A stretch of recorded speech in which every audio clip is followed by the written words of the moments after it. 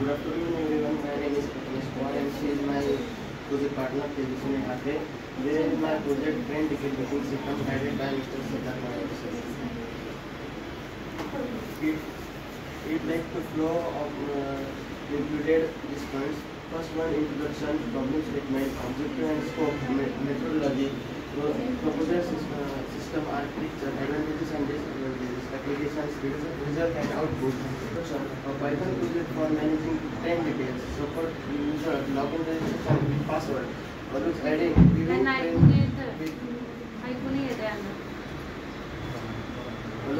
viewing train with seat and price information. Proposal system architecture. First one, logic and register interface and view of valid users. The registration form first can enter a username and password, then same or login system. Train chart view म्हणजे किती आपण train add केले आहे त्यामध्ये त्याची पूर्ण details तुमचा graph या ग्राफिकल रिप्रेझेंटेशन. हा रेव्हेन्यू आहे, एस्टिमेटेड रेव्हेन्यू पर ट्रेनचा रेव्हेन्यू आहे, म्हणजे कोणती ट्रेन किती सीट बुक आहे आणि कोणती ट्रेनची प्राइस कमी आहे.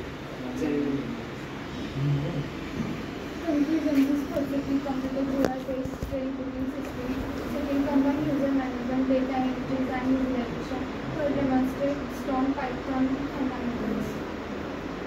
Next, reference Python official document, Matplotlib for visualization, PIL for image processing.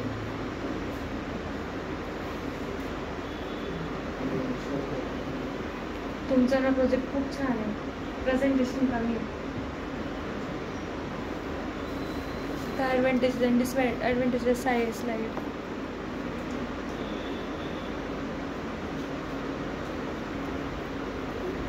Explain. Multiple users support करू शकतात. Explain. Multiple users support करू शकतात. ग्राफ वगैरे केले आणि वीक व्हॅलिडेशन युजर म्हणजे एका वीकमध्ये स्केल करू शकतात.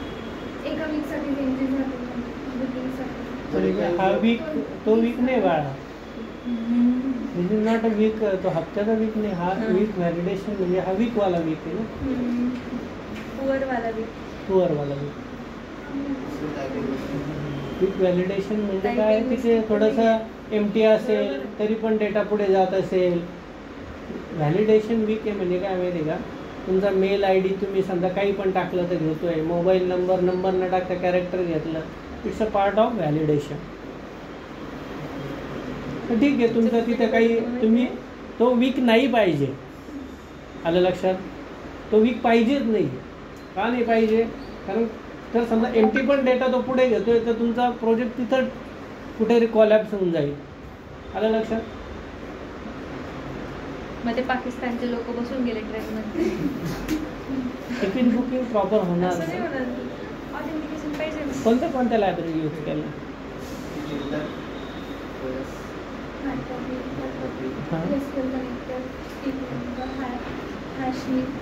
कोणता कशासाठी यूज केला तो. अच्छा, कोणता घेताय तुम्ही पासवर्ड. ते युजरवर डिपेंड आहे. नाही पण तो जो हॅशवाला जो आहे तो काय नेमका अल्गोरिदम आहे का काय. नाही, ते लायब्ररी होती सर. त्याच्याने म्हणजे ते कोडमध्ये आपण इम्प्लिमेंटेशन कसं केलं म्हणजे जर तुम्ही रजिस्ट्रेशन केलं तर ते दुसरं कोणी नाही करू शकत आणि त्या तो पासवर्ड फक्त तुम्हाला माहीत राहणार. मल्टिपल युजर्सने त्या पासवर्ड युजर ॲक्सेस नाही करू शकत.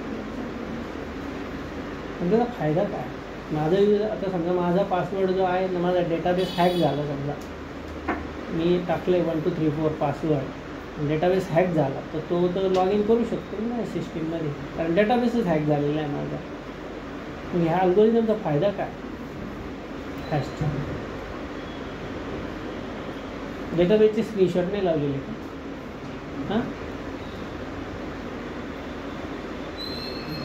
काय होईल. बरं, रजिस्ट्रेशन झाल्यावर चेक केलं होतं का डेटाबेस. बरं, हॅश कोणत्या फील्डला लावलेलं आहे. युजर नेमला, पासवर्डला, ईमेलला. हां, पासवर्डला लावलेला आहे. ठीक. त्याचे तुमचं टाईप माहिती आहे का हॅशचे? वर्किंग कोणी कसं केलं? तू कोडिंग केलेली. इंटरफेस कोणी बनवलाय आणि GUI?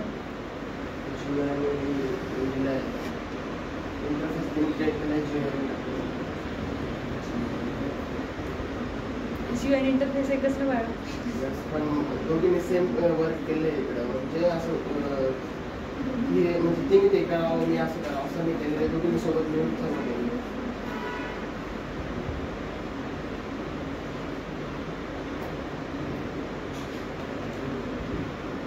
पिल्लो लायब्ररी यूज केली ती कशासाठी केली?